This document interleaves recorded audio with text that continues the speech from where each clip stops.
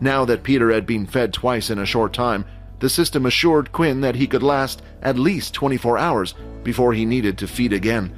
At that time, Quinn needed to come up with a solution, or if he couldn't, he would have to find Fex and ask him for help. One of the students whispered into Peter's ear, "Move to the back of the classroom." Once they were at the back, one of them whispered again, saying, "Duke has a message for you. Make sure you bring your Earth ability up to level 4 by the end of the week. If you do, there will be even more rewards for you." Peter agreed because he didn't know what else to do. Now that he had become a ghoul, he couldn't even use his Earth ability anymore. He was wondering how he was going to solve this in a week.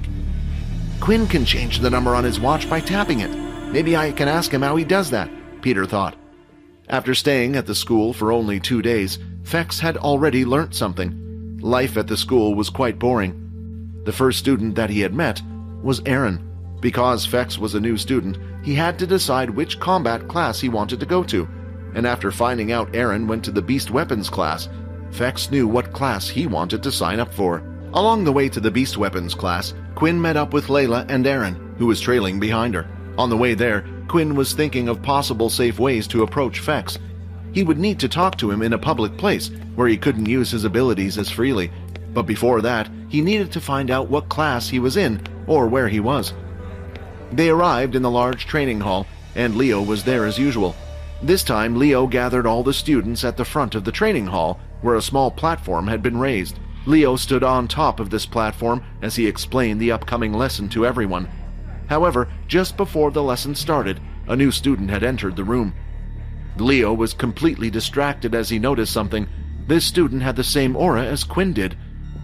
"Hey, this is the Beast Weapons class, right?" Fex said as he walked through. "Who's that?" "I think it's a new student." "This late into the term, that means he must be a draft evader." When they looked at Fex, their interest quickly died down after seeing he only had the number 1 on his watch. Quinn and Fex looked at each other. They both knew instantly that this was the person who they had fought last night. Fex gave Quinn one look up and down before walking off to find his spot to watch the lesson. This reaction surprised Quinn, to say the least. Isn't he going to say anything? I'm sure he realized I was the person fighting him last night. If I can smell him, he can smell me, Quinn thought. The lesson had started, but it was hard for Quinn to concentrate. As you all know, we have been learning the basics of each weapon, Leo explained as he drew out his katana blade.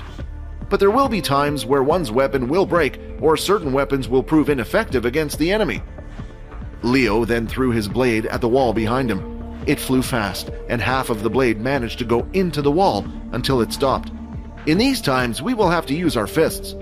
If we have abilities, why would we rely on our hands? Yeah, and even then, if I didn't have a beast weapon or was too tired to use my ability, surely guns would be better? I see. So you think that today's lesson is pointless, correct? Leo asked. Want to watch more episodes of my vampire system? Follow Pocket FM Fantasy Chronicles. You can watch the next episode here in the playlist.